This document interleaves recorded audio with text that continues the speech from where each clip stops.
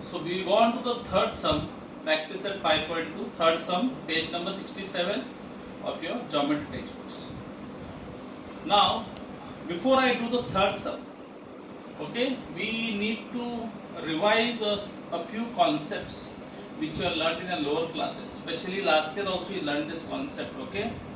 Now we need to know what do you mean by centroid, what do you mean by median, okay. So median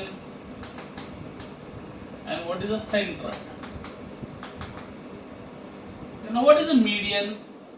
A median is a line drawn. So let's say I have a side a triangle ABC and I have a side AD which touches the midpoint. Okay, what it touches the midpoint. That means midpoint means BD and DC will be what? Equal. So a segment joining the vertex. Vertex means the corner. That every triangle has got three corners or three vertices. Vertex is singular. A segment joining the vertex and the midpoint of the opposite side is called a median. So in other words, a median will, like if I say this is like a scissor, so just see, so I am cutting it, no? So when like a scissor will cut the BC into two equal parts. It will cut it into two equal. And what is a median? I hope it is clear what is a median. Okay, a segment which cuts the opposite side into two equal parts. Okay, but how you define it? Segment joining the vertex of a triangle and the midpoint of the opposite side. So in a triangle there are three medians. Okay, as I have drawn here. Can you see? This is one median, AD. That means if AD is a median, that means these two sides will be what? Equal. Then you have BE is the median because BE is like median, so it will cut. So you can see like a scissor, it will cut this side AC into two equal parts. In other words, I will get AE equal to EC. Why? Because E is the midpoint. I hope you know what the midpoint is. We have learned in the first lesson this year. Okay, and in lower classes also. Right. Then comes CF. CF also is a median. Now CF will cut which side? AB. So F is the midpoint. In other words, these two will be equal. Is it clear now? I hope you are not confused. So understand what's a median? A segment joining the vertex and the midpoint of the opposite. In other words, it cuts the opposite side into two equal parts in simple language. Now you understand what's a median. Now understand what's a centroid. What is a centroid? Okay, centroid. What is centroid? Centroid is simply the point where all the medians they meet each other.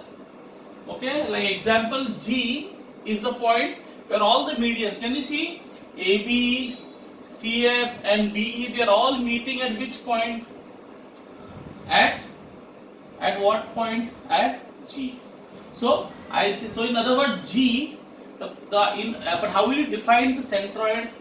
You will say the point of concurrence. The point of concurrence of the medians of a triangle is called its centroid. The point of concurrence. Now what is concurrence? You learned in the lower classes. Yes or no? Point concurrence. What is point of concurrence? No, not intersection. When two lines meet, we call it a point of intersection. But when more than two lines, like example 3 lines, when they meet, that is called the point of concurrence. Concurrence. Understood? When two lines meet, we call it intersection. The point of intersection. So this is the point of intersection. This is called the point of concurrence. Concurrence means more than 2 lines. So it can be 3, it can be 4, it can be 5, it can be 6, any number of lines. But more than 2 lines. Or you can say 3 or more lines. Or more than 2 lines. Okay, after what is the concurrence? When 2 lines meet, what it is? What it is? Intersection. But when more than 2 lines meet, it is concurrence. So here you can see there are 3 medians. Every triangle will have 3 medians. Why 3 medians? Because it has got 3 corners. So from each corner there you can draw one median. So whenever there are three medians, that means it has to be a point of concurrence. It cannot be a point of intersection. It cannot be a point of intersection. Intersection is for 2 points. Okay. When there are intersection for when there are two lines, but more than two lines, it is always called concurrence. So be careful. Okay. Now we'll come to the actual. The property which we'll be using for solving practice at 5.2 the third sum. You will be using a property. So I will be teaching you that particular property. So first and foremost, this is clear. What is a median and what is centroid? Okay. Now understand. Now whenever you draw a median, okay, you'll always have a longer side and a shorter side. Okay. Can you see the median is cut? This median AD is cut by point G. So you have segment AG and segment GD. So the side which is coming from the vertex, that side is slightly longer. Can you see this is longer? Yes, and this side is smaller. See, it's so small. Well, this can you see in my fingers? I am showing you this big, full flex. My fingers are flexed. But here this is a very small. Okay, so the one which is coming from the corner or the vertex is a longer side, and the other part is a smaller side. Okay, now what relationship this and this side has got with the full median? That is, so always remember the AG, the long side, the big side. Yes, the big side is 2/3 of the full AD, of the full median. Clear? And GD will be 1/3 of the full median. Okay, very important properties. AG is 2/3, so this AG will be 2/3 of the full median, and GD, the small side, will be 1/3 of the full median. Clear? And what relationship will these two things have? Look at this, you'll come to know. I don't want to tell you. See what I told you, the big side, this is the median. Yes? So what is the median? I told you a median is something which cuts the segment into two equal parts. Yes? Now, what is the relationship between AG and GD? If I ask you AG and AD, AG or full AD, median का relationship तो मैं लिख दिया इधर. I have written it. But what is the relation between AG and GD? Can you tell me? Simple. Look at here. Denominator is same. This is 1. This is 2. In other words, AG is twice, GD is once. In other words, AG will be double of GD. So AG is twice of GD.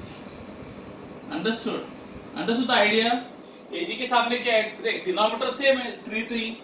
AG के सामने 2 है, GD के सामने 1 है. That means GD 1 है, तो AG 2 है. समझा? AG अगर GD 1 है, 1 है, तो GD उसका डबल है, उसका बाप है, double. Okay? Clear? So AG is double of GD. और उल्टा, if you ask me what is GD and AG का relationship, तो if AG is double of GD, GD will be half of AG. GD will be half of AG. I hope it is clear. Okay? GD will be half of AG. So I hope this you have understood. So this is the important thing, because if you don't understand this, you will not be able to do the sum. So I hope this is clear to you. What is centroid, what is median, and the relationship of each of the parts of the median to the BC. So if you ask me what is the relation BG and BE, so BG is coming from the corner, so it is a big side. So BG will be 2/3. BG will be 2/3 of BE.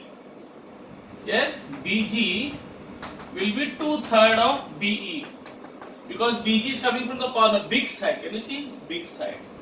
Whereas GE is chotu, chintu, like this. So GE will be 1/3 of BE, 1/3 of the full BE. But what is the relation between BG and GE? So you say BG will be double of GE. Okay. BG will be double of G, and what about G? G will be half of BG. If BG is double of G, obviously G will be half of BG, half of BG. Clear? I hope this is clear to you all. Okay. So go through this, then we'll start with the third sum.